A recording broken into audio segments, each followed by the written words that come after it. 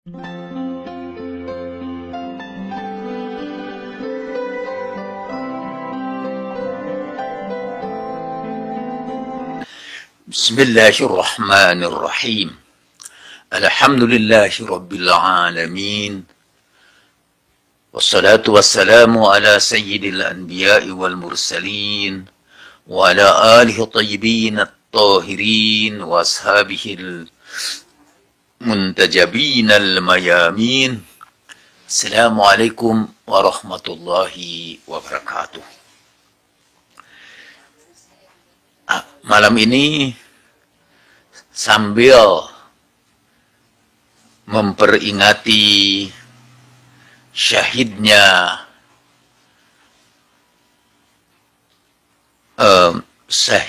Amirul Mukminin Ali bin Abi Thalib salamullahi alaih pada subuh pagi di Masjid Kufah pada tahun 60 Hijriah. Kita akan membicarakan perjuangan yang tak kenal lelah dari Imam Ali untuk menegakkan sunnah Nabi Sallallahu Alaihi Wasallam. Seperti maqasidus syariah yang kita jadikan tema kita selama berturut-turut, kita sudah belum membicarakan bahwa dalam aplikasi maqasidus syariah itu ada yang berasal dari syariat. Saya ingatkan lagi saudara-saudara, ada syariat, ada fikih, dan ada fatwa. Syariat adalah Al-Quran dan Sunnah. Yang kedua, fikih adalah penafsiran para ulama dari syariat, dari Al-Quran dan Sunnah. Dan yang ketiga, fatwa, yaitu seringkali yang disebut syariah itu sebetulnya fatwa seorang ulama untuk menanggapi atau menghadapi masalah tertentu. Ayat tentang wudu yang berbunyi faghsilu wujuhakum wa aydiyakum ilal marafiq wamsahu biru'usikum wa arjulakum adalah syariat. Tapi bahwa wudu itu terdiri dari membasuh wajah, kemudian membasuh wajah dan tangan, mengusap kepala dan kaki, itu adalah fikih. Karena sebagian ada juga yang mengatakan bahwa wudu itu terdiri dari membasuh wajah dan tangan, plus juga membasuh telinga, kemudian juga mengusap kepala dan membasuh kaki. Itu sudah masuk kepada fikih.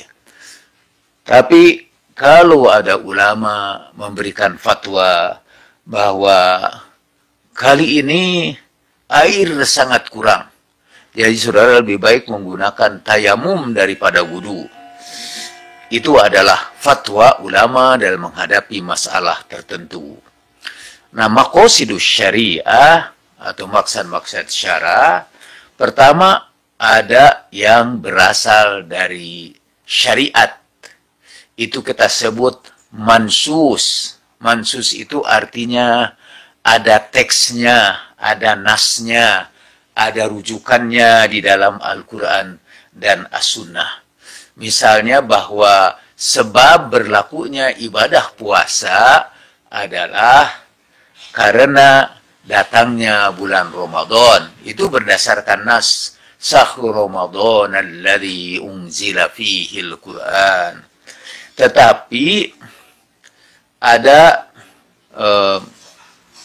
maqasidus syari'i, maqasidus syariah atau maqasidus syari' atau maksad asy-syara' dengan berbagai istilah yang lebih mirip seperti itu, berlaku atau yang ada yang tidak berasal dari nas, tapi berdasarkan dari pemikiran para ulama. Nah, dalam perkembangan maqasidus syariah itu kemudian dalam hubungannya dengan syariah ada maqasidus syariah yang tadi melanjutkan syariah atau didasarkan pada syariah, itu yang kita sebut mansus. Kedua ada maqasidus syariah yang menjelaskan atau yang membuat syariat yang tidak ada di dalam syariat, yang tidak ada di dalam Al-Quran dan As-Sunnah, menetapkan syariat yang tidak ada dalam Al-Quran dan As-Sunnah, tapi didasarkan kepada maqasidus syariah. Dalam perkembangan hukum, dengan cepat kita ingin menyebut bahwa maqasidus syariah itu ada yang sesuai dengan syariat, bahkan berasal daripadanya. Yang kedua ada maqasidus syariah yang ditambahkan karena di dalam syariat tidak ada. Yang ketiga ada maqasidus syariah yang bertentangan dengan syariat.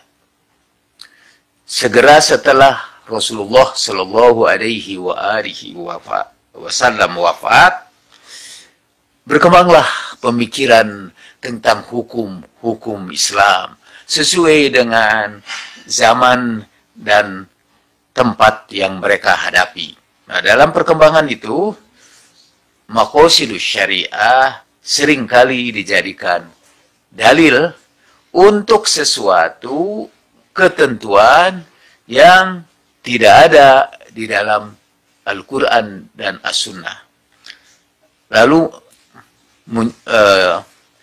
muncullah konsep sunnah yang tidak berasal dari Nabi Shallallahu Alaihi Wasallam, tapi dilakukan oleh para sahabat, kemudian ditetapkan sebagai peraturan yang berlaku umum, dan akhirnya oleh kaum muslimin selama 1400 tahun dijadikan sumber hukum syara.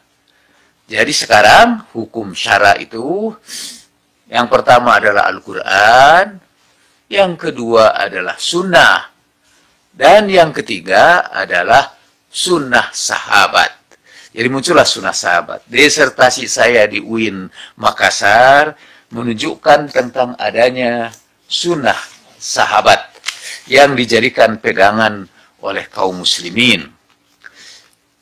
Kata Asy-Syatibi, itu tokoh maqasidus syariah, angkatan-angkatan yang awal. Asy-Syatibi, itu Asy-Syatibi bisa mengingatkan lagi para hadirin, itu yang berkata bahwa maqasidus syariah adalah rohnya ajaran Islam. Ajaran Islam tanpa maqasidus syariah adalah tubuh tanpa ruh dan kata tanpa makna. Kata Asy-Syatibi, sunnatu sahabah sunnatun yu'malu alaiha.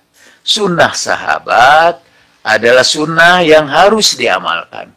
Wa yurja'u ilaiha, dan harus dirujuk sebagai dalil. Yang harus dirujuk, yang harus dijadikan acuan, wa dalil, dan kemudian Asy-Syatibi menyebutkan alasan-alasannya mengapa sunnah sahabat itu harus dipakai rujukan. Saya akan ceritakan aja secara singkat dalilnya. Dalil yang dengan cepat. Yang pertama adalah ayat Al-Quran. Kuntum khairu ummatin ukhrijat linnas. Kalian adalah umat yang terbaik, yang lahir di tengah-tengah manusia. Jadi, katanya ayat ini dimaksudkan untuk sahabat. Sebagian besar ahli tafsir mengatakan bahwa kuntum khairu ummatin itu dimaksudkan untuk umat Islam secara keseluruhan, bukan hanya sahabat-sahabat saja. Yang kedua, kalau disebut kamu adalah umat yang paling baik, itu berlaku untuk secara keseluruhan, tapi tidak berlaku untuk perorangan. Tidak setiap umat Islam itu adalah umat yang paling baik. Tidak usah pakai dalil itu mah. Jadi kalau Al-Quran menyebutkan kalian, hei umat Islam, adalah umat yang terbaik yang dikeluarkan di tengah-tengah umat manusia. Anda bisa bertanya kepada orang per orang dan terutama pada diri sendiri, apakah Anda memang menjadi manusia terbaik di tengah-tengah umat manusia yang lain? Saya takut jawabannya tidak. Kita bukan umat yang terbaik secara perorangan itu dibandingkan dengan umat-umat yang lain. Kita, banyak di antara kita lebih mencintai hoax daripada kebenaran. Kita lebih senang dengan teori konspirasi daripada penemuan ilmiah. Itu saja menunjukkan bahwa kita bukan umat yang terbaik. Saudara mengeluarkan mungkin 0, zakat itu berapa? 2,5%. 0,40. 2,5%. Kita mengeluarkan 20% untuk kita sumbangkan sebagai bagian dari kewajiban kita. George Soros mengeluarkan 90% dari penghasilannya untuk charity. Kita tidak jadi khairu ummatin ukhrijat linnas. Jadi kata kuntum khairu ummatin ukhrijat linnas sebetulnya tidak pas untuk dijadikan dalil bahwa seluruh sahabat itu adalah umat yang terbaik. Apakah mereka umat yang terbaik? Kalau menurut Al-Quran, disebutkan bahwa mereka itu apabila melihat perdagangan dan hiburan, mereka meninggalkan Rasulullah dalam keadaan sedang berkhutbah. Di dalam surat Muhammad, dalam surat Jum'ah, idza ra'au tijaratan aw lahwan faddu ilaihi wa tarakuka qa'ima. Apabila mereka melihat hiburan dan perdagangan, mereka meninggalkan kamu, mereka menuju ke situ dan meninggalkan kamu berdiri dalam keadaan berkhutbah. Dan mungkin secara keseluruhan, umat Rasulullah atau para sahabat itu adalah orang-orang baik. Mungkin yang terbaik yang pernah lahir di tengah-tengah bangsa Arab. Tetapi orang per orang tidak bisa kita buktikan bahwa mereka adalah orang yang terbaik. Untuk ada beberapa sahabat tadi yang disebutkan oleh Al-Quran yang di luar perbincangan kita sekarang. Jadi dalil bahwa sahabat itu, semua sahabat harus dijadikan rujukan, itu akan menimbulkan beberapa persoalan. Pertama, karena di antara sahabat juga terjadi perbedaan faham. Menurut Amr ibn al-As, saya harus mengambil sebagian nih. Menurut Amr ibn al-As, atau mungkin sahabat yang lain nanti saya cek kembali. Menurut Amr ibn al-As, kalau kita tidak, kalau kita melakukan hubungan seksual dan tidak mengeluarkan sesuatu, itu tidak harus mandi. Menurut Aisyah, itu harus mandi di antara dua sahabat itu. Kata Amr ibn al-As, katanya Nabi pernah berkata, al-ma'u bil ma'i, jadi air dengan air. Atau kata Abdullah ibnu Umar, menangisi mayit itu menyebabkan siksaan kepada mayit. Kata Aisyah, tidak. Hadis itu katanya bertentangan dengan ayat Al-Quran, la taziru waziratun wizra ukhra. Jadi seseorang tidak memikul dosa yang lain. Jadi kalau kita harus merujuk kepada sahabat, sahabat mana yang harus kita ikuti? Kadang-kadang terjadi perbedaan di antara para sahabat itu dalam bentuk bukan hanya ikhtilaf, tetapi juga al-khilaf. bukan hanya pertentangan pendapat, tetapi juga bahkan sampai berpuncak pada pertentangan fisik, saling membunuh di antara mereka. Ketika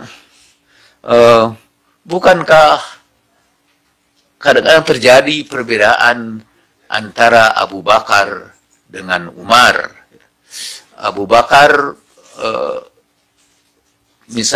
Abu Bakar mempunyai pendapat dan Umar mempunyai pendapat. Di antara keduanya terjadi perbedaan pendapat. Misalnya Abu Bakar berpendapat bahwa talak 3 itu dihitung 1.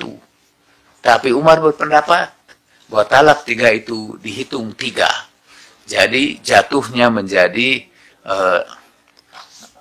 tidak boleh dirujuk kembali kalau menurut Umar bin Khattab. Kalau Abu Bakar, talak 3 itu dihitung 1 walaupun dia mengucapkannya 3 kali. Jadi bisa dirujuk kembali.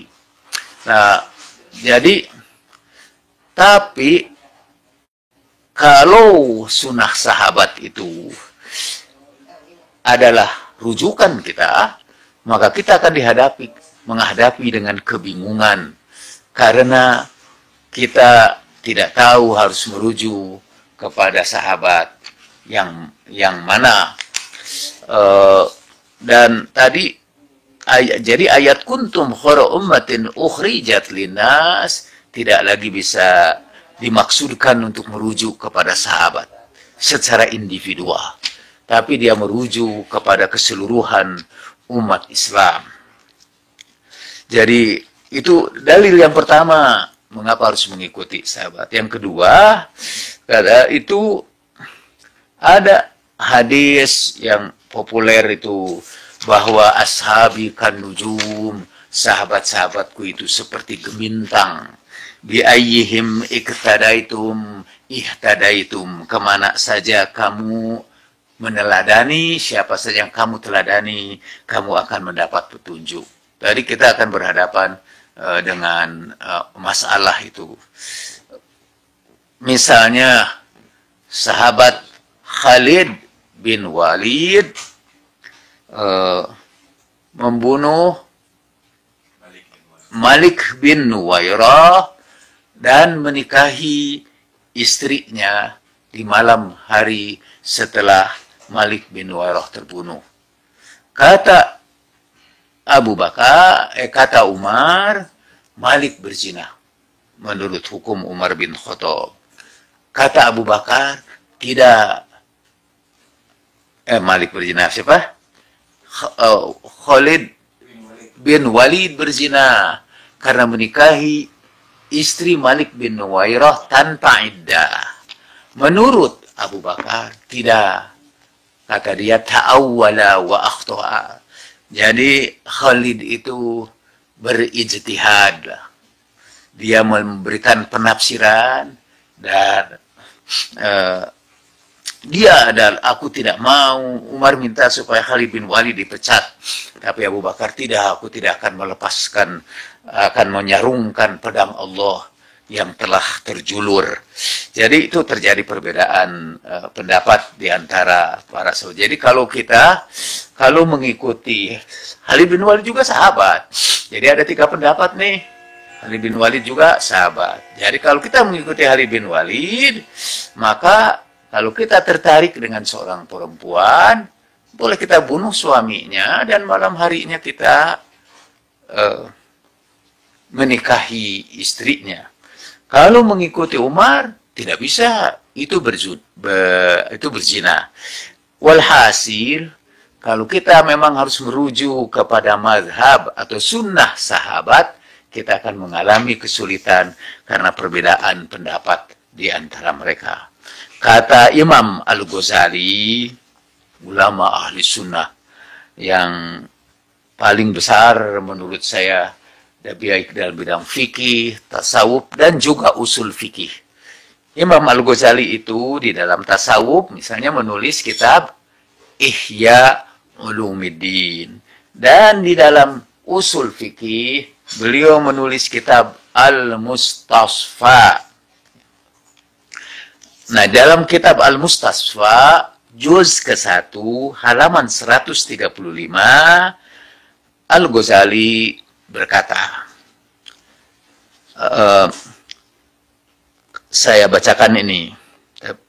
Saya sebut saja bahasa Arabnya yang awal, seterusnya saya terjemahkan untuk menyingkatkan waktu. Fa inna man yajuzu alaihi al-ghalatu was-sahwu wa lam tathbut ismatuhu anhu fala hujjata fi qawlihi. Adapun orang-orang yang mungkin aja berbuat salah atau lupa atau keliru dan tidak ada dalilnya tentang kemaksumannya, fala hujjata fi qawlihi. Nggak bisa dijadikan hujah pembicaraannya. Fa kaifa yahtaju bi qawlihim ma jawazil khata. Bagaimana kita berhujah dengan omongan mereka kalau mereka mungkin salah? Dan bagaimana kita wa kaifa tudai ismatahum min ghairi hujjatin mutawatiratin. Dan bagaimana kita menetapkan atau mendakwakan atau mengakui adanya ismah tanpa dalil yang mutawatir. Dan bagaimana kita sebutkan ismah, ada ismah kalau di antara mereka bisa terjadi ikhtilaf, bisa terjadi perbedaan pendapat. Bagaimana mungkin ada dua orang maksum berbeda pendapat? Dan para sahabat sepakat, para sahabat semua sudah sepakat bahwa mereka boleh berbeda dengan sahabat yang lain. Abu Bakar dan Umar tidak menolak orang yang menentangnya dalam ijtihad. Bahkan bal aujabu fi masailil ijtihad ala kulli mujtahidin ayyatabi'a ijtihadahu. Bahkan mereka mewajibkan dalam masalah ijtihad supaya setiap mujtahid mengikuti ijtihadnya. Jadi ada kata Imam Al-Ghazali, nggak mungkin kita menjadikan sunnah sahabat itu sebagai rujukan, kata Imam Al-Ghazali, karena ada 3 alasan. Intifa'ud dalil alal ismah. Jadi tidak adanya dalil tentang kemaksuman. Yang kedua, wuqu'ul ikhtilafi bainahum, karena terjadi ikhtilaf di antara mereka. Dan wa tasrihuhum, dan penjelasan mereka sendiri, pengumuman mereka sendiri, deklarasi para sahabat sendiri, bijawazi mukhalafatihim fihi. Jadi bolehlah orang berbeda pendapat dengan sahabat, berbeda pendapat. Salah satu, kata Al-Ghazali, salah satu adillah qati'ah. Ini 3 dalil yang sangat qati'. Gitu. Jadi, mungkin saya berbicara terlalu cepat, tapi balik lagi, setelah Rasulullah Shallallahu Alaihi Wasallam wafat, kadang-kadang dengan menggunakan maqasidus syariah, kadang-kadang tidak, berkembanglah satu sumber syarak baru, yaitu selain sunnah Rasulullah Shallallahu Alaihi Wasallam, ada sunnah sahabat. Dan Imam Ali menjadi khalifah di tengah-tengah perkembangan sunnah sahabat itu. Dan pada tahun 60 Hijrah, pada fajar tanggal 17, waktu beliau melakukan sholat sunnah di mihrabnya, seorang muslim menebaskan pedangnya ke leher yang mulia itu, menebaskan pedangnya ke kepala yang mulia itu, kepada pasangannya Al-Quran, kepada orang yang tentang dia Nabi bersabda, Ali ma'al Quran wal Quranu ma'ali. Dan pengawal Al-Quran ini ditebas pada malam yang kita sebut malam Nuzulul Quran. Pada pagi Nuzulul Quran, ia syahid. Dan pembunuhnya juga seorang Muslim yang sebetulnya dia oleh para pengikutnya juga dianggap sebagai orang yang mengorbankan dirinya untuk Allah dan Rasulnya dengan mengorbankan seorang pasangan Al-Quran. Ibnu Muljam, ini pembunuh Imam Ali itu, pernah berjumpa dengan Imam Ali sebelumnya. Dia memimpin pasukan dari arah Yaman dan memiliki kefasihan bicara. Imam Ali, dan dia menjadi pemimpin pasukan. Imam Ali pernah berkata kepadanya, "Siapa kamu? Man anta?" Abdurrahman, kata dia. "Ibnu man anta?" Anak siapa kamu? Bin Muljam. Dan Imam Ali seperti terkejut. Beliau berkata, "La haula wa la quwwata illa billahil aliyyil azim." Dan para sahabat bertanya, "Kenapa?" Imam Ali menjelaskan bahwa orang itu akan membunuh saya di mihrab saya. Para sahabatnya mengusulkan, "Kenapa tidak kau bunuh dia?" Imam Ali berkata, aku tidak akan membunuh orang yang belum melakukan kejahatannya. Ini yang kemudian di dalam hukum disebut presumption of innocence. Dan ini adalah sunnah Nabi dan Imam Ali mengikuti sunnah Nabi.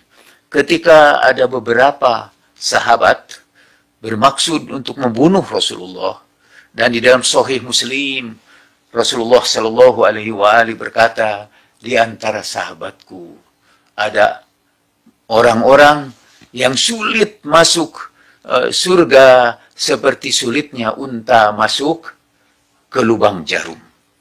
Lalu para sahabat, "Kenapa tidak engkau bunuh mereka ya Rasulullah?" Nanti orang-orang akan berkata, Muhammad membunuh sahabat-sahabatnya sendiri. Rasulullah juga menegakkan hukumnya di atas presumption of innocence. Karena ini perbuatannya belum dilakukan. Ada satu percakapan juga yang menarik antara Abdurrahman bin Muljam dengan Rasulullah dengan Imam Ali.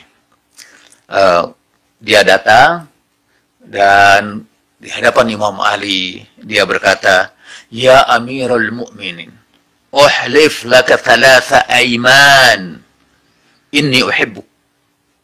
Aku bersumpah di hadapanmu, wahai Imam. Aku bersumpah 3 sumpah di hadapan kamu bahwa aku mencintai kamu.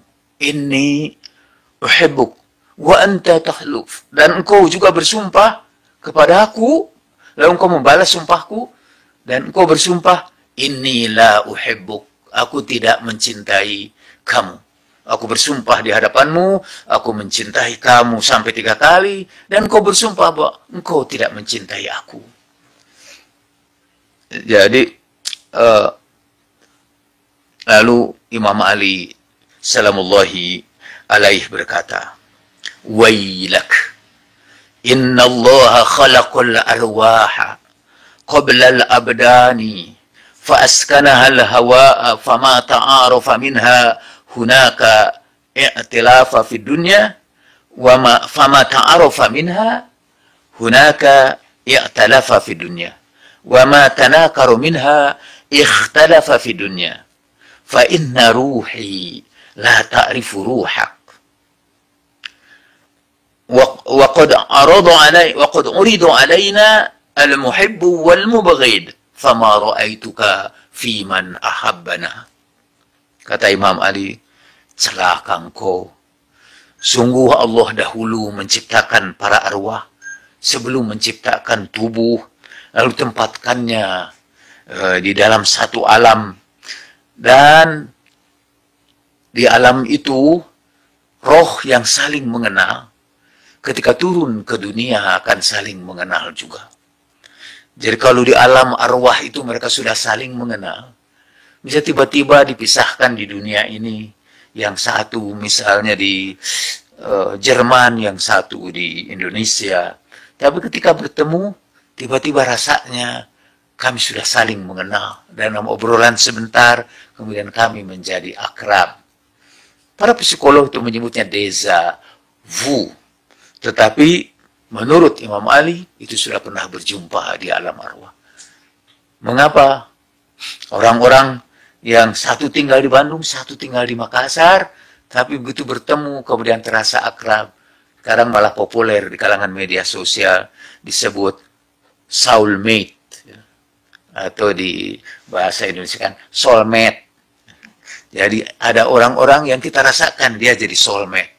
Itu karena dulu di alam arwah ma ta'arofa minhu talaf wa ma tanakaro minhu talaf.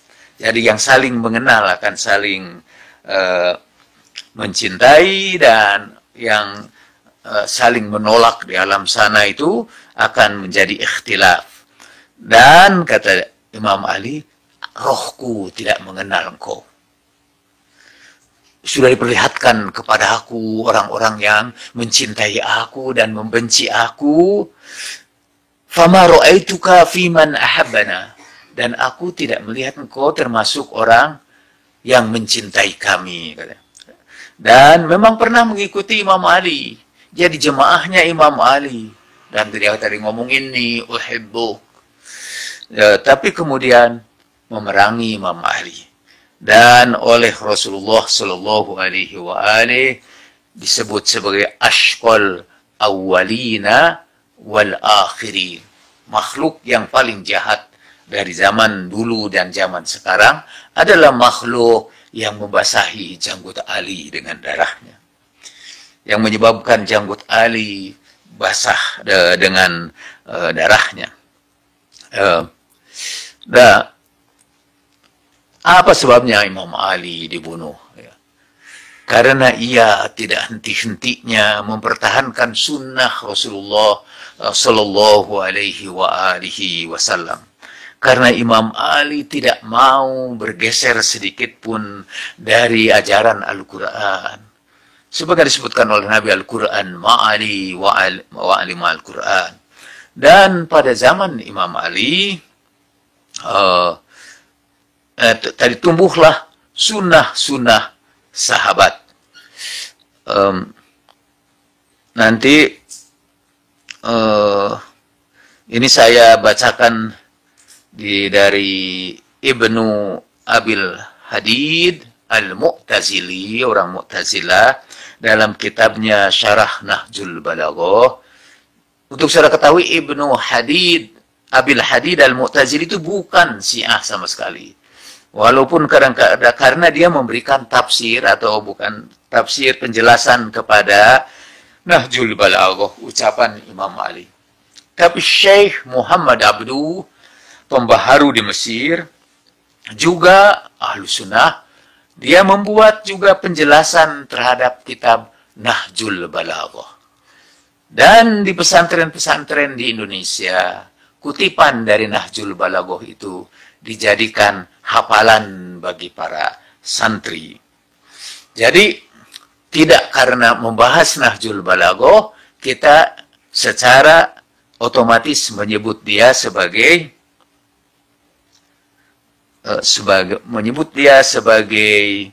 Syiah.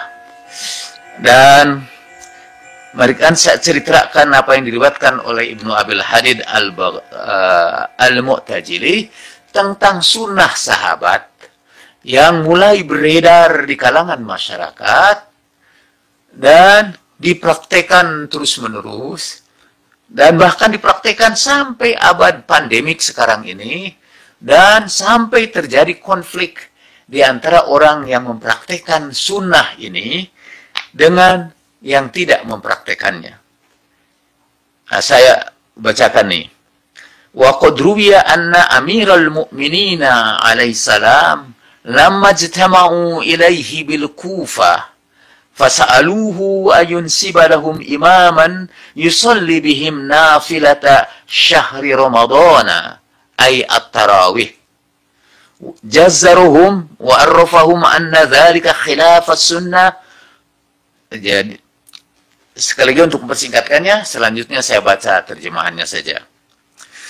Jadi dari iPad saya masuk ke mata saya bahasa Arab dan keluar bahasa Sunda juga bisa, keluar bahasa Indonesia. Itu salah satu tabarakallahu ahsanul khaliqin. Maha mulialah Allah, pencipta yang paling indah.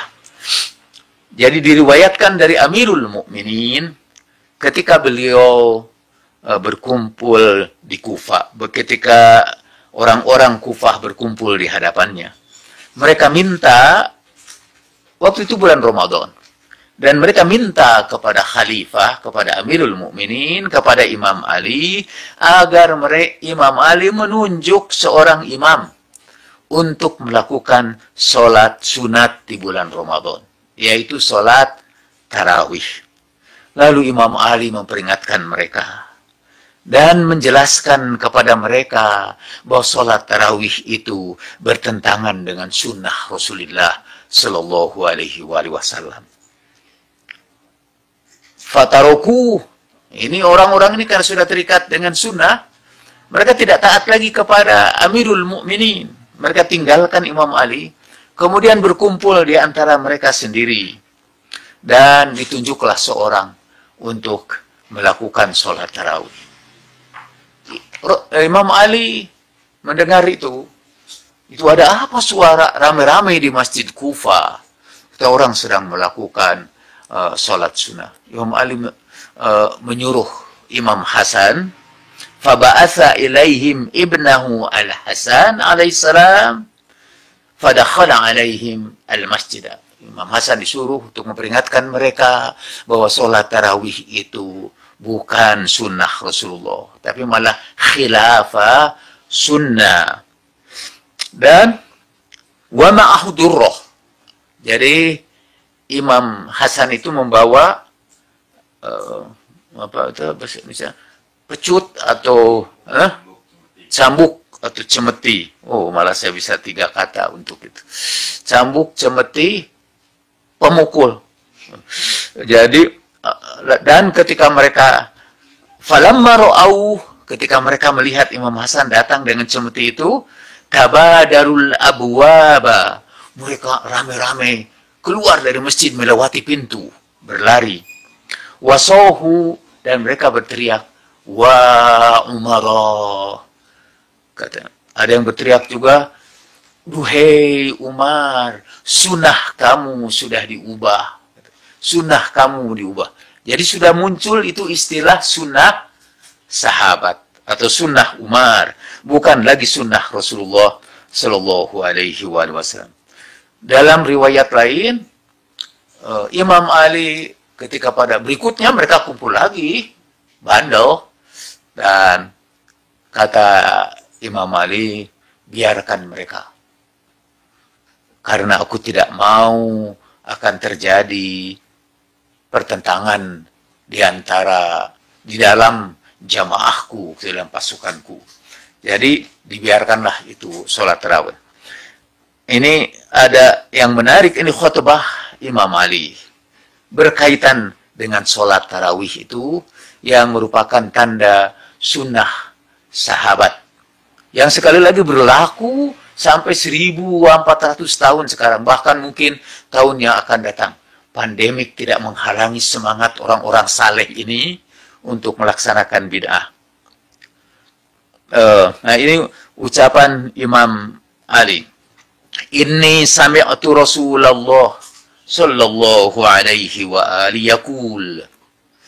Aku mendengar Rasulullah sallallahu alaihi wa alihi bersabda, "Kaifa antum idza labasatkum fitnatun yarbu fiha as-saghiru wa yahrumu fiha al-kabiru." Kalau kita perlihatkan ini bahasa Arab ini, kutipan ini kepada Ustadz Ulil Absar, dia akan yakin ini pasti kalimat-kalimat ini adalah kalimat-kalimat orang Syiah. Karena bahasanya yang sangat indah. Imam Ali adalah seorang, kata Gibbon, itu ahli sejarah Inggris yang menulis buku di belakang saya, The Decline and Fall of the Roman Empire, jatuh dan hancurnya kekaisaran Romawi. Di situ Gibbon berkata, Ali itu piawai dalam menggunakan kata-kata dan piawai dalam memainkan pedang. Jadi dia adalah kesatria di medan pertempuran, tapi dia pujangga dalam penggunaan kata-kata.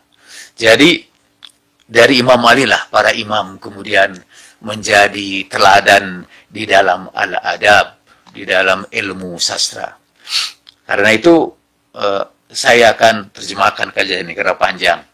Sekali lagi menunjukkan tabarakallahu ahsanul khaliqin. Dari sini, dari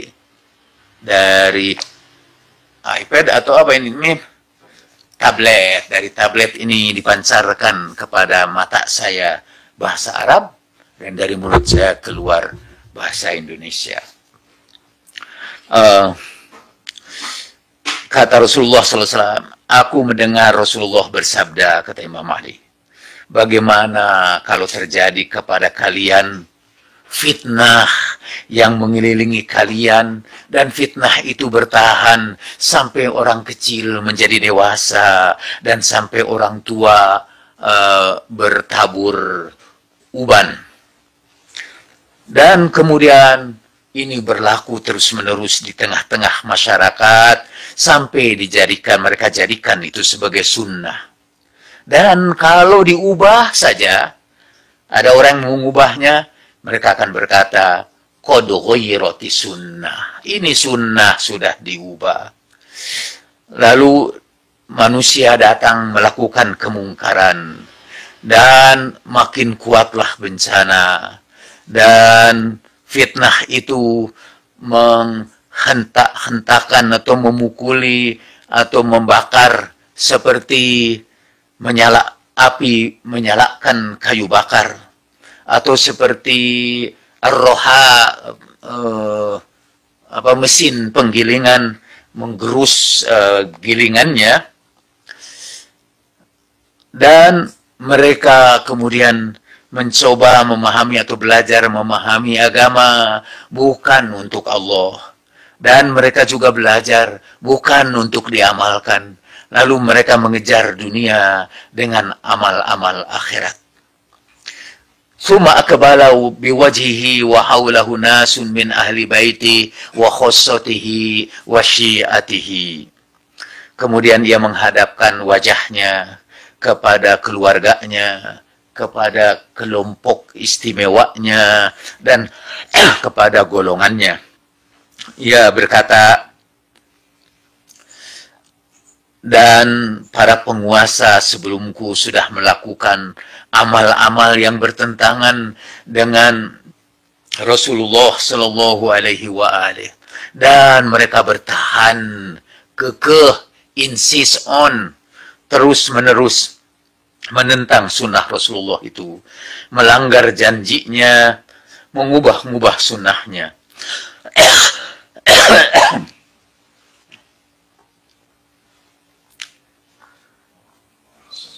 Allahumma salli ala Muhammad wa ali Muhammad. Dalam jam saya, bagian saya tinggal 4 menit lagi untuk sampai jam 9. Tapi setelah itu ada tanya jawab selama 30 menit. Itu sunnah siapa itu? Sunnah moderator. Ya. Ya. Kalau itu sunnah moderator, kita boleh berbeda pendapat dengan dia. Sebagaimana kita boleh tidak sependapat dengan sunnah sahabat. Nah, kata Imam Ali, qad amilatil wulatu qabli a'malan khalafu fiha Rasulullah sallallahu alaihi wa alihi. Para penguasa sebelumku sudah menciptakan amal-amal yang bertentangan dengan sunnah Rasulullah, yang memutuskan janjinya, yang mengubah-ubah sunnahnya. Dan sekiranya aku memaksa manusia untuk meninggalkannya dan mengembalikan lagi kepada tempatnya seperti apa yang terjadi di zaman Rasulullah Shallallahu Alaihi Wasallam, la tafarraqu anni jundi hatta abqa wahdi.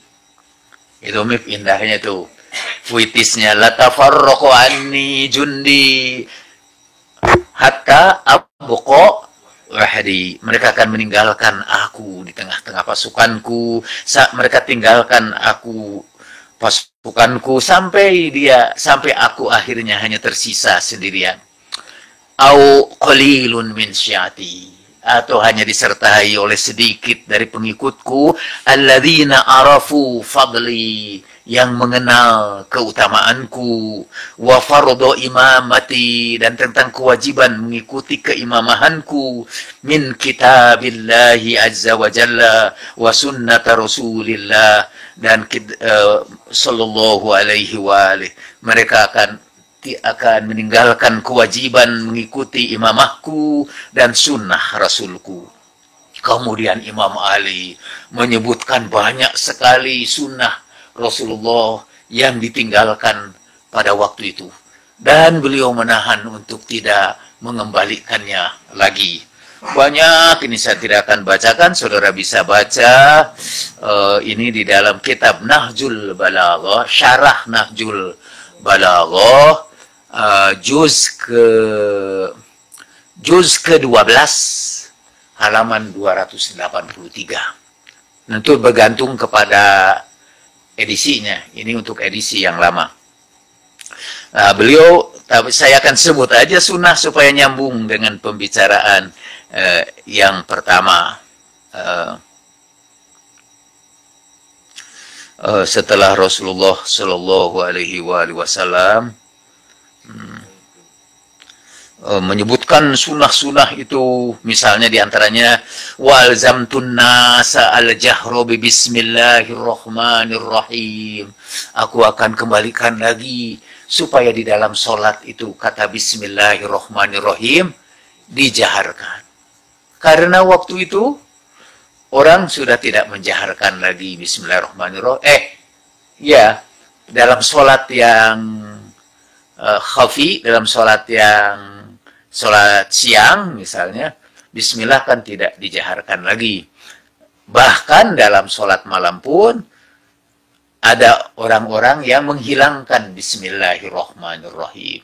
Sampai sekarang ada jejak-jejaknya di antara madhab yang menyebut bahwa bismillahirrahmanirrahim bukan bagian dari surat, bukan bagian dari Al-Fatihah. Sehingga mereka tidak menjaharkan bismillah. Nun di satu tempat di permukaan bumi ini, dalam jamaah yang dihadiri oleh jutaan manusia, itu imamnya tidak pernah membacakan bismillahirrahmanirrahim. Jadi tidak menjaharkan, jadi langsung alhamdulillahi rabbil alamin. Tidak dibaca bismillahnya. Atau mungkin ada di antara tetangga saudara juga yang tidak membaca bismillahnya. Itu sudah lama menjadi sunnah sahabat. Dan Imam Ali tidak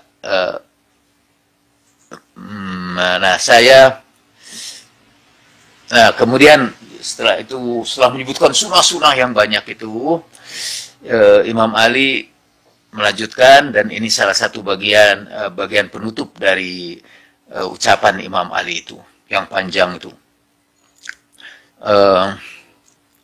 Jadi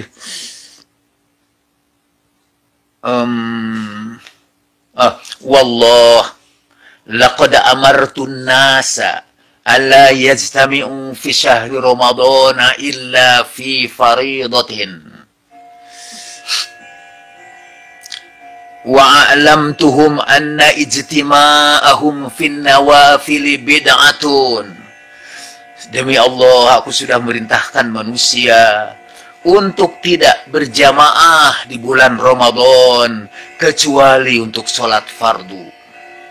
Aku beritahukan kepada mereka bahwa berkumpul melakukan sholat sunat di bulan Ramadan itu bid'ah.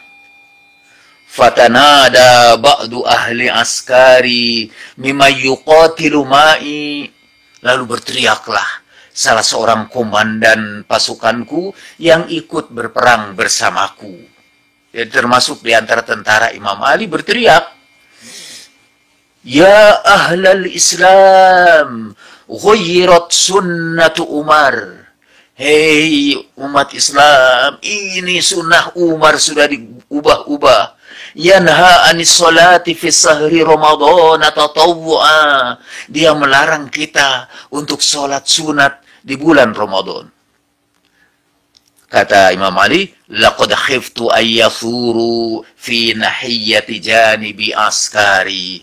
Aku takut akan terjadi pemberontakan di tengah-tengah pasukanku.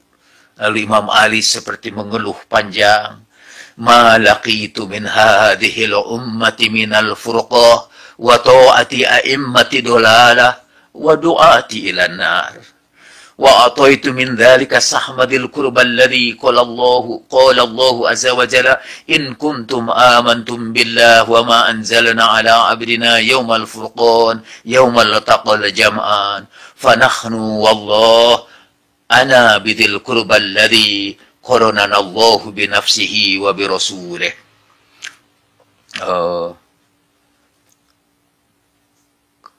Kemudian kata Imam Ali, duhai apa yang aku temukan dari umat ini, perpecahan dan ketaatan mereka kepada pemimpin-pemimpin yang sesat dan orang-orang yang memanggil mereka ke neraka. Ketika aku memberikan saham keluargaku berdasarkan ayat Al-Quran, in kuntum amantum billah wa ma anzalna ala abdina yaumal furqan yaumal taqal jam'an. Kamilah itu keluarga Rasulullah yang berhak memperoleh humus itu. Tetapi ya mereka menentang aku. Allah Subhanahu wa taala berkata, "Falillahi walirrasuli walidzil qurba wal yatama wal masakina wa ibnas sabil." Dan untuk kamilah yang dimaksud di situ dengan dzil qurba. Dan Allah berfirman, hendaknya harta itu tidak beredar di kalangan orang kaya di antara kalian. Apa yang diperintahkan Rasul ambillah, apa yang dicegah Rasul hindarilah dan takutlah kepada Allah.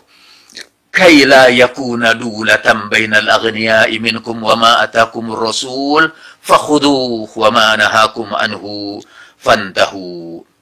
Lalu Imam Ali bercerita tentang fi zulmi ali Muhammadin innallaha syadidul iqab liman zalamahum rahmatan minhu lana wa ghinan aghnana Allah bihi wa wassa bihi nabiyahu salawatullahi alaihi wa alihi.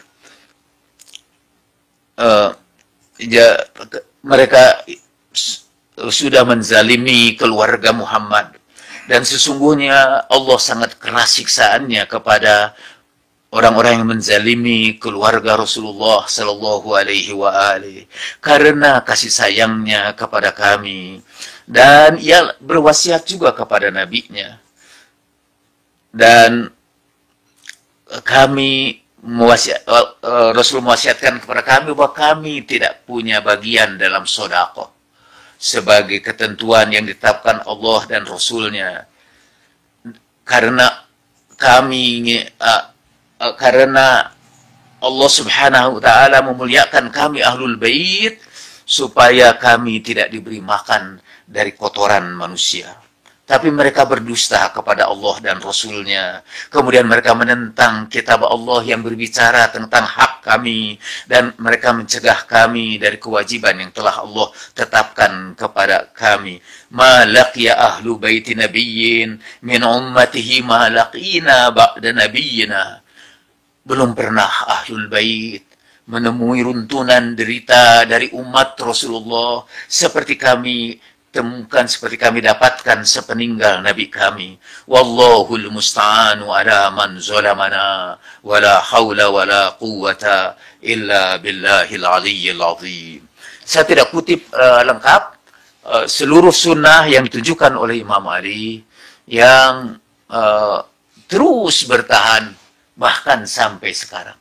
Karena Imam Ali juga tidak terus-menerus menentang itu, karena kekhawatiran akan terjadi perpecahan di kalangan umatnya.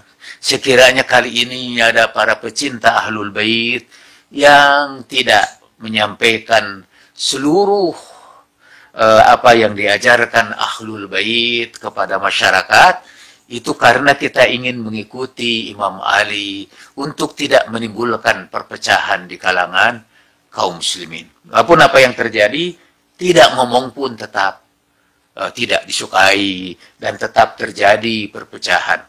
Tapi mengikuti contoh Imam Ali buat kita persaudaraan di antara sesama kaum muslimin itu jauh lebih penting dari mempertahankan fikih kita. Itu yang kita sebut dalam sebuah buku yang populer dicari dan dikecam. Gimana? Yaitu buku Dahulukan Akhlak di atas Fikih. Nah, kewajiban kita selalu ialah berusaha untuk menegakkan sunnah Rasulullah sepanjang itu tidak mengakibatkan perpecahan di antara kita, atau sepanjang itu bisa diterima oleh kata Imam Ali, qalilun min syi'atihi, yang sekelompok kecil dari para pecintanya. Di hadapan mereka boleh kita sampaikan. Dan saya tadi menyampaikan sebenarnya beberapa hal yang tidak patut disampaikan ini, terutama tentang sholat tarawih. Cuma alhamdulillah sholat tarawih itu tidak boleh berjamaah sekarang, jadi masing-masing di rumahnya saja boleh, dan itu sunnah Rasulullah. Kita berkumpul di rumahnya masing-masing. Ketika para sahabat juga pada hari yang keempat ngumpul lagi di masjid dan melihat Nabi berada di kamarnya tidak bangun-bangun, mereka melempari pintu Nabi dengan bebatuan. Lalu Nabi keluar dan Nabi Shallallahu Alaihi Wasallam berkata, "Irba'u aswatakum, fa innakum la tad'u asomman wala ghaiban." Atau sebelumnya Rasulullah kemudian membuka kamarnya, memandang sahabatnya, dan dalam Sahih Muslim beliau mengambil butir-butir kecil pasir di hadapannya itu, dan Rasulullah kemudian menyuruh mereka meninggalkan masjid dengan berkata, "Shollu fi buyutikum." Itu yang sekarang saya dengar juga dari masjid saya. Ini dengan tambahan juga yang aneh, "Shollu fi kulubikum." Gak tahu dari mana itu. Jadi yang pertamanya "Shollu fi kulubikum", keduanya "Shollu fi buyutikum." Jadi yang pertamanya, "Sholatlah kamu dalam hati masing-masing." Ya Allah, ini ada bid'ah baru lagi ini. Jadi kalau "Shollu fi buyutikum" ada contohnya dari Nabi. Kata Nabi, "Shollu fi buyutikum", sholatlah kamu di rumah kamu. Fa inna afdolas sholati afdolas sholat. Karena sholat yang paling utama, sholatukum fi buyutikum illal maktubah. Sholat yang paling utama ialah sholat di rumah masing-masing, kecuali sholat fardu, kata Rasulullah. Jadi sholat yang paling utama itu sholat di rumah, kecuali sholat fardu. Karena itu banyak sholat-sholat sunat Nabi tidak diketahui, bahkan diharamkan karena tidak dilihat pernah dilakukan Nabi di masjid. Misalnya sholat sunat ba'da asar. Dalam Sahih Muslim diceritakan, ada orang sholat sunat ba'da asar, ditegur oleh yang lain-lainnya, "Kamu sholat diharamkan itu di waktu yang diharamkan." Lalu dilaporkan kepada Umar bin Khattab. Umar tanya sama Aisyah. Kata Aisyah, ada dua sholat yang tidak pernah ditinggalkan Rasulullah dilakukan di rumahnya. Dua sholat sunat, yaitu sholat sunat qobla fajar, jadi sholat sunat qobla subuh, dan sholat sunat ba'da asar, sholat sunat ba'da asar. Nah, mungkin ini berita juga rada mengejutkan bagi saudara-saudara. Mohon maaf karena saya menganggap saudara-saudara adalah bagian daripada pecinta Rasulullah, pecinta sunnah Rasulullah. Jadi saya tidak takut-takut juga bercerita dengan ini. Kalau ada kebetulan yang nguping, ya saya mohon maaf. Anggap saja ini tidak pernah terjadi. Silakan kalau ada pertanyaan, Sam. Pertanyaan pertama, Ustaz. Apakah perbedaan sunnah antara sahabat Apakah perbedaan sunnah antara sahabat adalah karena perbedaan maqasid syariah, seperti halnya perbedaan sikap politik antara beberapa a'immah al-ma'sumin karena mungkin perbedaan maqasid syariah? Oh ya, ada beberapa ijtihad Umar yang bertentangan dengan sunnah Rasulullah Sallallahu Alaihi Wasallam. Dan orang menjelaskan bahwa itu dilakukan oleh Umar atas dasar maqasidus syariah. Misalnya Al-Quran mengatakan bahwa mu'allafatu qulubuhum itu harus memperoleh bagian. Tapi Umar menghapuskan bagian itu. Dengan alasan ya tadi itu maqasidus syariah. Dahulu kalian itu dijinakkan hati kamu karena kamu baru masuk Islam. Dan Islam masih lemah. Sekarang Islam sudah kuat. Tidak perlu lagi kalian memperoleh bagian. Jadi orang-orang yang baru masuk Islam itu dulu zaman Rasulullah mereka mendapat hak. Dan ada ayat Al-Quran. Mu'allafatu qulubuhum. Surat apa itu? At-Taubah 60. Jadi At-Taubah 60 tuh. Mereka itu berhak mendapat bagian. Tapi kata Umar, sekarang Islam sudah kuat. Tidak perlu lagi. Katanya. Jadi,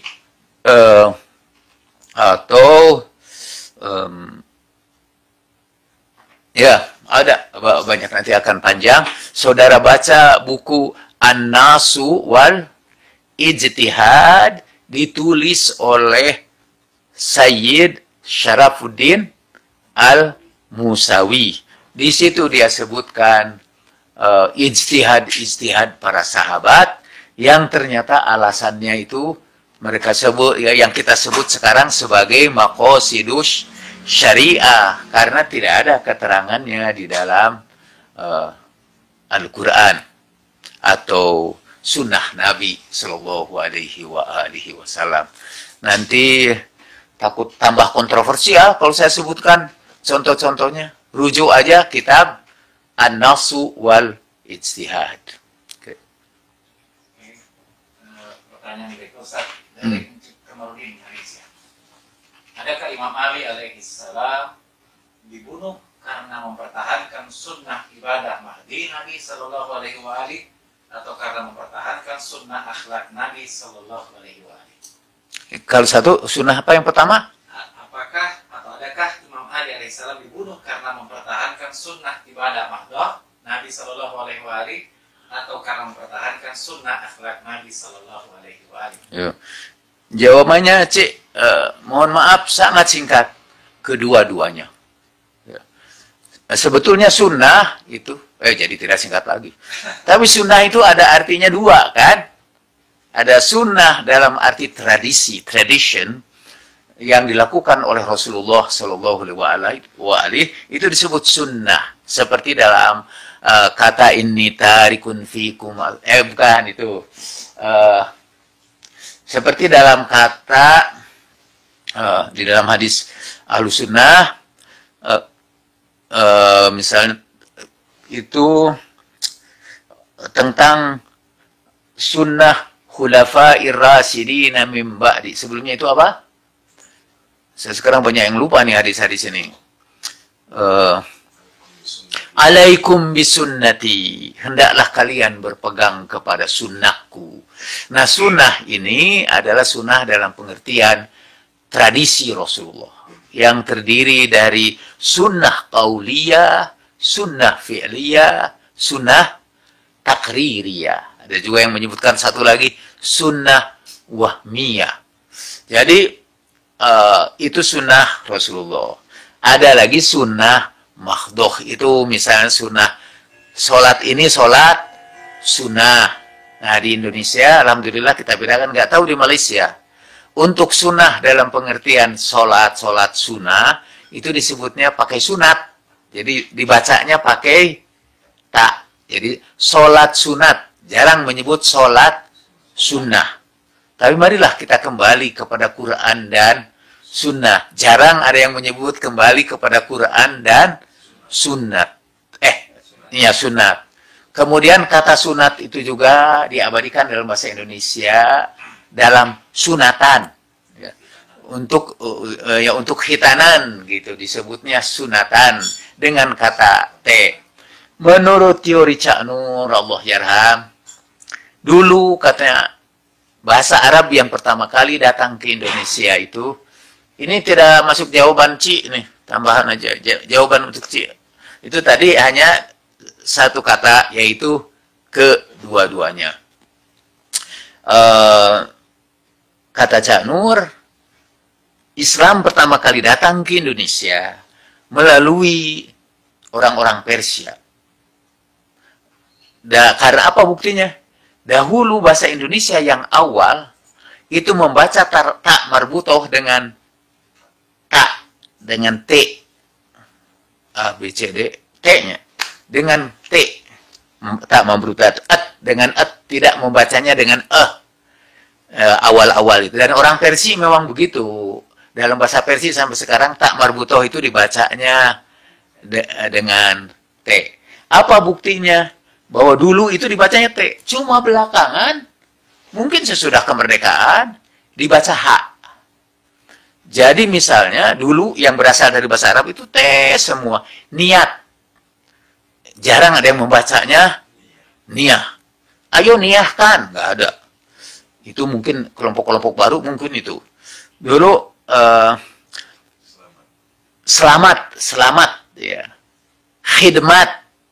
Masyarakat, musyawarat, majelis permusyawaratan rakyat, tidak disebut majelis permusyawarahan rakyat. Rakyat juga, rakyat tidak kita sebut rakyat. Jadi, tapi belakangan ke sini nih berubah. Jadi mahkamah kita tidak sebut mahkamat.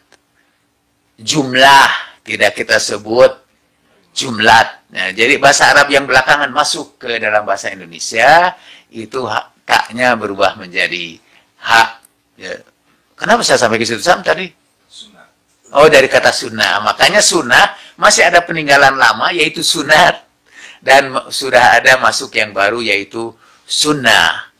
Nah, tadi beliau sebut yang pertama sebetulnya masuk sunnah. Yang kedua, kalau bahasa Indonesia itu disebut sebagai sunnah. Jadi secara singkat dengan perkataan yang lain, Imam Ali mempertahankan sunnah dan sunat. Ada dua pertanyaan yang mirip atau bersambung. Kenapa Imam Ali tidak segera membersihkan sunnah sahabat yang mulai berkembang kala itu? Bukankah kalau dibiarkan akan merusak kemurnian ajaran agama? Dan pertanyaan berikutnya, karena Imam Ali membiarkan mereka melaksanakan sunnah demi menjaga persatuan waktu itu, yang walaupun tidak dilakukan secara keseluruhan, akhirnya jadilah bid'ah yang mungkin sampai akhir zaman tetap akan diamalkan oleh sebagian besar umat Islam. Pertanyaannya, siapa yang paling bertanggung jawab dalam ini? Apakah Imam Ali atau Umar bin Khattab? Apakah Umar yang melaksanakan bid'ah dengan alasan agar semangat berjihad dalam perang tidak surut, atau Imam Ali yang tidak melarang Umar dan membiarkan hal itu terjadi demi menjaga persatuan umat? Pertama tadi sudah dijelaskan bahwa Imam Ali ingin menjaga persatuan. Jadi pada waktu itu, pada situasi perang dan pada waktu umat berusaha untuk menghancurkan Ahlul Bait, dan waktu itu seperti disebutkan dalam khutbah Imam Ali, orang-orang pengikut Imam Ali yang setia itu sedikit. Dan yang sedikit pun nanti ada yang berkhianat juga. Seperti Abdurrahman bin Muljam. Dia juga pengikut Imam Ali, tapi kemudian dia berkhianat. Sampai Imam Ali juga mengeluh, aku ingin sekali menukarkan jemaahku itu, pengikutku, dengan pengikut Muawiyah, seperti ini terjemahannya bebas pakai sekarang. Seperti menukarkan uang rupiah dengan dolar. Jadi dari Imam Ali misalnya, dari Muawiyah $1, dari Imam Ali 1.000 apa terus? 14.000 begitu nilai. Kalau Imam Ali waktu itu membandingkannya antara dirham dengan dinar gitu. Jadi karena sedikitnya pengikut Imam Ali yang setia. Bahkan Rasulullah SAW sudah meramalkan bahwa para pengikut Ali ini jauh lebih sedikit. banyaknya, sehingga kita diajari juga dengan doa Allahumma inni ashku ilaika faqda nabiyyina wa qillat wa waibata waliyina wa qillata adadina wa kasrota adubina. Ya Allah, aku adukan kepadamu tiadanya nabi kami, gaibnya wali kami, sedikitnya bilangan kami, dan banyaknya musuh-musuh kami. Ya. Al-Quran juga menyebutkan wa qalilum min ibadiyash syakur. Al-Quran juga menyatakan in tuti aktsaru man fil ardi yudilluka an sabilillah. Tidak saya terjemahkan, saudara sudah tahu maknanya. Jadi Imam Ali tidak menghentikan bid'ah-bid'ah itu pada waktu itu dan pada masyarakat secara keseluruhan. Tapi supaya beliau tetap mempertahankan sunnahnya, beliau titipkan itu kepada sahabat-sahabatnya yang setia. Dan sampai sekarang, alhamdulillah, pada akhirnya sahabat-sahabat yang setia itu terus-menerus mempertahankan wasiat dari Imam Ali untuk menyebarkan sunnah Nabi yang asli itu. Walaupun kemudian dibenci, dipersekusi, dan dibunuh, banyak sekali korban dari Ahlul Bait yang berusaha untuk mempertahankan sunnah itu dengan cara yang lain. Mungkin situ dibiarkan untuk kolektif saja masyarakat, tapi diam-diam juga sunnah itu terus berjalan. Maitham Tamar misalnya yang terus-menerus membacakan sunnah-sunnah Nabi itu sambil berdagang, sambil bekerja, dia sambil melawan sembunyi-sembunyi dari kejaran penguasa, ia terus menyampaikan sunnah-sunnah Rasulullah. Karena Maitham Tamar adalah murid Imam Ali yang pernah mendengar Imam Ali berkata, kaifa sobruk, bagaimana kesabaranmu kalau nanti kamu dipanggil oleh penguasa, kemudian kamu disalibkan di pohon kurma dan lidah kamu digunting. Maisa Matamar mengatakan, bagaimana ujung dari itu semua? Ke surga, katanya. Kalau itu katanya, dan seterusnya. Itu juga hal yang sama disampaikan kepada Rusyaid al-Hajari. Ada banyak sahabat al. Dan nanti banyak sekali ulama-ulama, terutama dalam ilmu hadis, yang ternyata adalah dari ilmunya yang besar itu kemudian dimasukkan juga ke dalam kitab-kitab Ahlus Sunnah. Bacalah buku Ustaz Habib Alwi Al-Mukhdor untuk disertasinya di UIN. Dia menyebutkan puluhan guru-guru ahli hadis yang memasukkan riwayat-riwayat hadis itu di dalam hadis-hadis Bukhari, di dalam Muslim. Ada banyak guru Bukhari, ada banyak guru Muslim.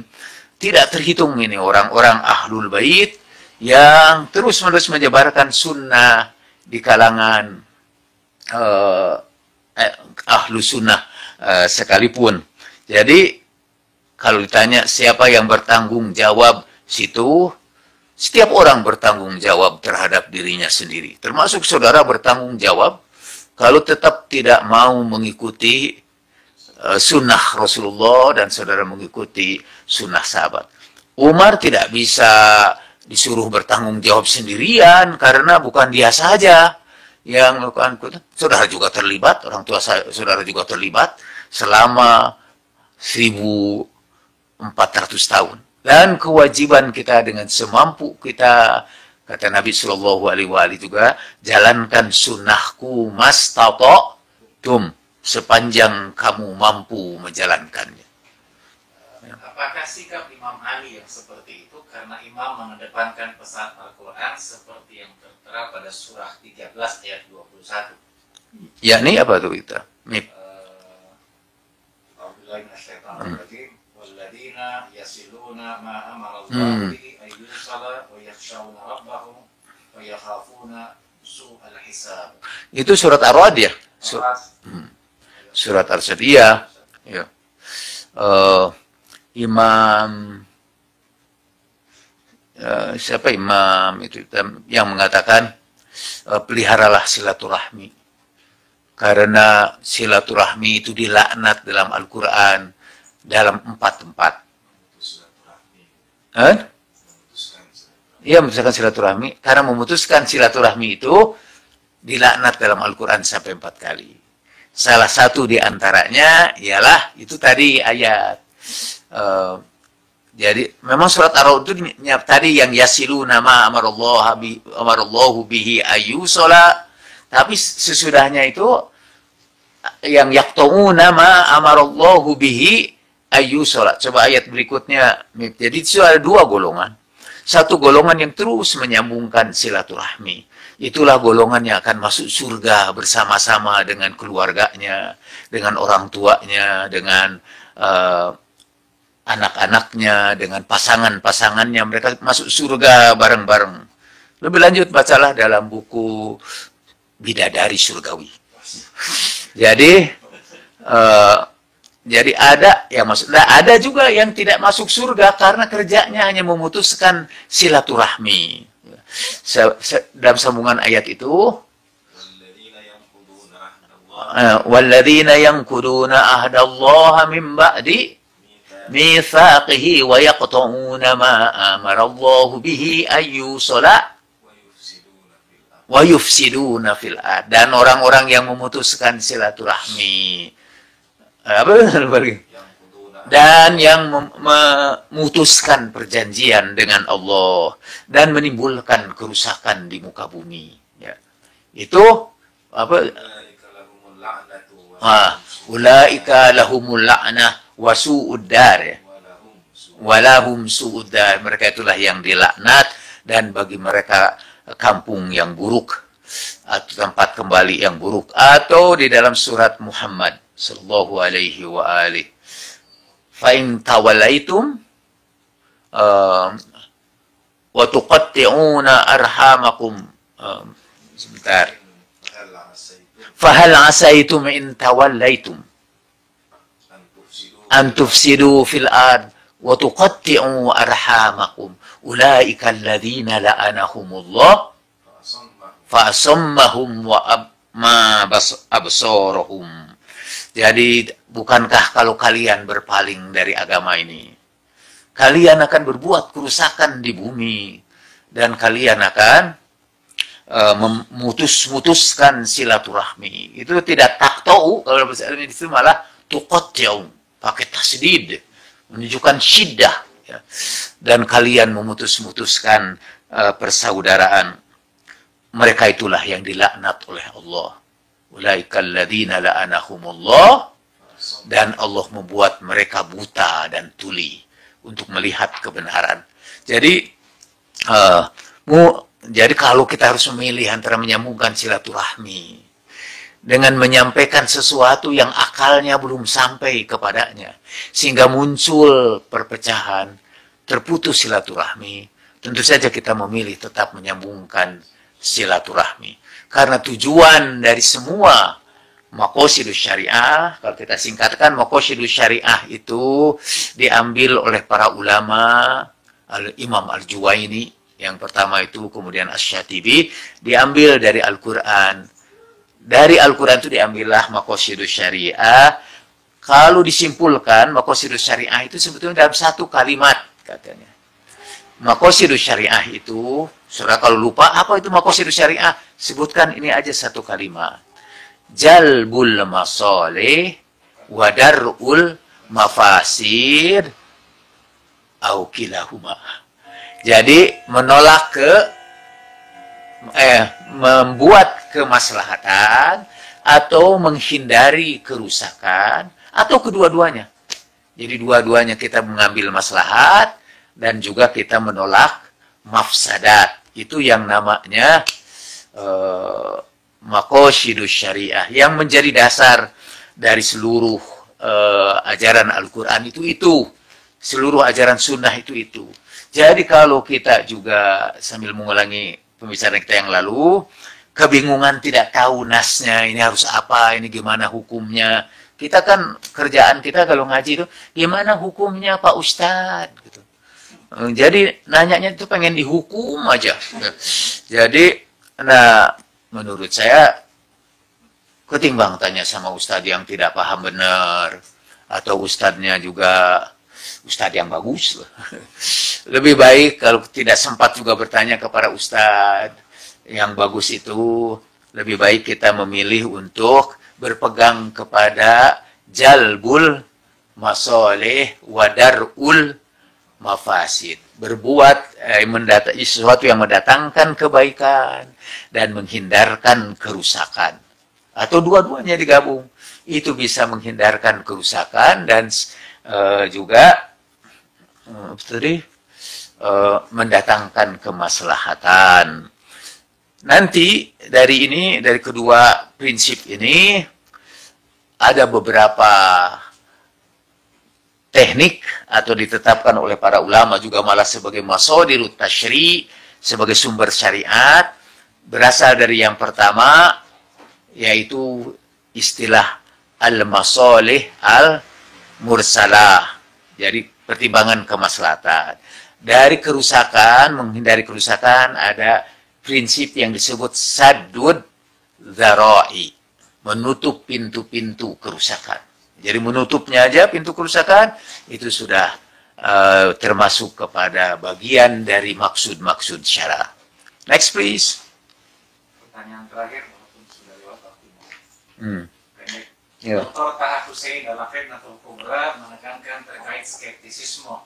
Sebetulnya Islam harus digali dari sejarahnya yang murni atau nazratan khalisatan. Bagaimana pandangan Ustaz? Islam harus digali gimana? Dr. Taha Hussein dalam Fitnatul Kubra menekankan terkait skeptisisme bahwa Islam sebetulnya harus digali dari sejarahnya yang murni atau nazratan khalisatan. Mohon penjelasan Ustaz. Yang bertanya siapa sah? Fikri Muhammad. Ya. Ya, Dr. Taha Hussein adalah orang pintar dari Mesir, sekolah pernah di Sorbonne di Prancis, dan dia membuat kitab tentang sejarah Islam yang paling awal dengan sebutan Al-Fitnatul Kubro atau ujian besar, fitnah yang besar, yang dalam Al-Fitnatul Kubro memang ia menceritakan kisah-kisah sejarah yang asli, yang dia sebut nazratun khalisatun, bahwa sejarah itu jangan dimasuki oleh kepentingan-kepentingan politik. Dan dia menceritakan sejarah apa adanya, sempat menggoncangkan juga Mesir dan dunia Islam. Untungnya kalau saya tidak salah tidak dikafirkan lah. Dan dia cerita tentang sejarah-sejarah awal. Dan apa yang kita ceritakan tadi tentang sunnah sahabat, ialah kita kembali lagi kepada sejarah-sejarah awal Islam ini. Bagaimana kepentingan-kepentingan politik mewarnai ajaran agama kita. Dengan buru-buru saya kasih contoh. Satu saat katanya, Muawiyah memesan minuman keras, dan seorang ahli hadis kemudian membuat hadis untuk menjadikan pembenarannya.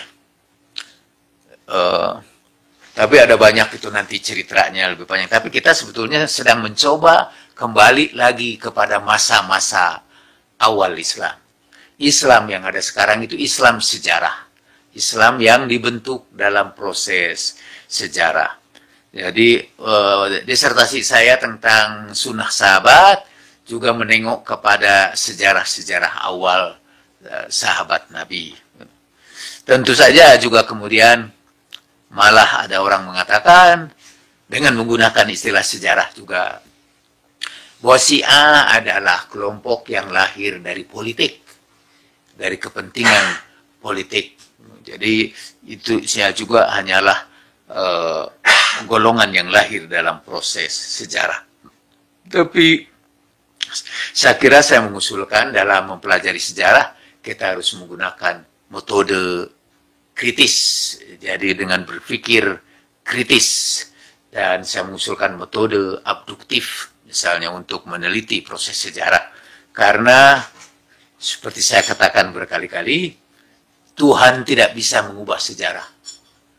Tapi ahli sejarah itu kerjanya ngubah-ngubah sejarah sampai sekarang. Jadi disitulah kita harus hati-hati. Ya. Sudah semuanya Samnya, terima kasih atas perhatian saudara-saudara semua.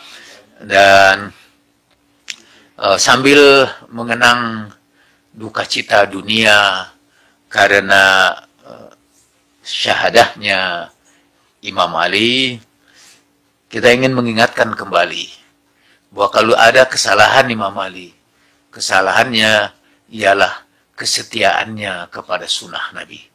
Dan ia rela mempertukarkan nyawanya dan hidupnya untuk membela sunnah Rasulullah Sallallahu Alaihi Wasallam. Imam Ali juga yang menganggap kematiannya itu adalah kematian untuk menegakkan sunnah Rasulullah Sallallahu Alaihi Wasallam, dan dia merasa berhasil meninggal dunia, beruntung dan berbahagia, berhasil meninggal dunia dalam keadaan syahid, sehingga ucapannya ketika ia ditebas pedang terkenal kita dengar, fuztu warabbil Ka'bah. Alangkah bahagianya aku demi Tuhan yang memelihara Ka'bah. Imam Ali juga bahagia karena ia memenuhi nubuah Nabi Sallallahu Alaihi Wasallam ketika turun ayat Ashqoha itu sebenarnya ketika turun ayat, saya akan dengan cepat sekarang mengingatnya.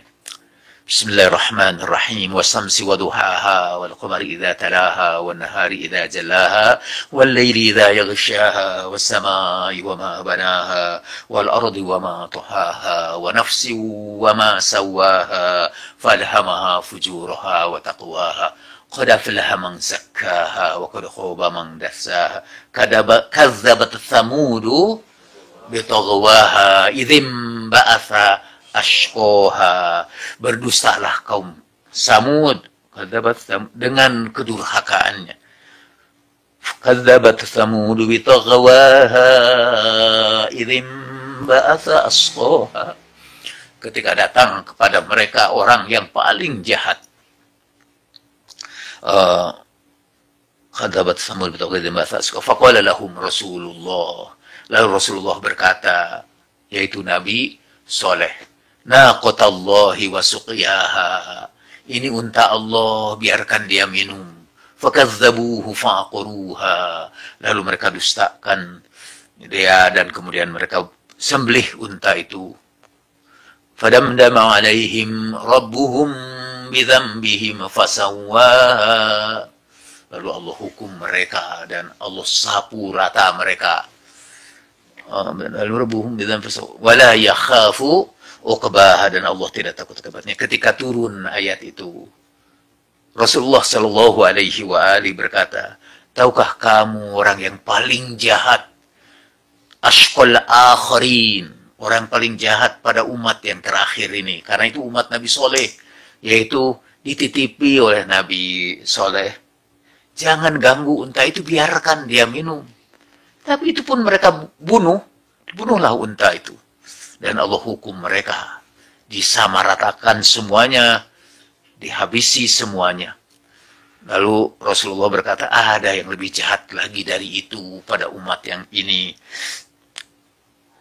yaitu orang yang membunuh Ali dan membasahi janggutnya dengan darahnya. Saya kira Imam Ali mengenang itu ucapan Nabi Sallallahu Alaihi Wasallam di hadapan para sahabatnya. Dan kalau umat Nabi Soleh dihukum dengan kehilangan untanya, umat ini dihukum dengan kehilangan agama yang dibawa oleh Imam Ali yang meneruskan sunnah Nabi Sallallahu Alaihi Wasallam. Ini hukuman yang jauh lebih berat. Mereka cuma kehilangan unta dan kemudian dihukum dengan disamaratakan secara fisik, tapi kita kehilangan dan kita harus mencari-cari agama yang sejati yang dibawa oleh Rasulullah Shallallahu Alaihi Wasallam. Alhamdulillah kita aturkan syukur kepada Allah Subhanahu wa taala alladzi hadana lihada wa ma kunna linahtadiya laula an hadana Allah. Alhamdulillahilladzi ja'alana minal mutamassikina biwilayati amiril mu'minin. Rabbana la tuzigh qulubana ba'da idh hadaitana wa hab lana min ladunka rahmah innaka antal wahhab. A'udzu billahi minasyaitonir rajim. Innallaha wa malaikatahu yusholluna 'alan nabi ya ayyuhalladzina amanu sallu 'alaihi wa sallimu taslima. Allahumma shalli 'ala sayyidina Muhammad wa 'ala ali sayyidina Muhammad. Allahumma salli 'ala sayyidina Muhammad wa 'ala ali sayyidina Muhammad. Allahumma salli 'ala sayyidina Muhammad wa 'ala ali sayyidina Muhammad. Farjahum. وما توفيقي إلا بالله عليه توكلت وإليه أنيب. والسلام عليكم ورحمة الله وبركاته.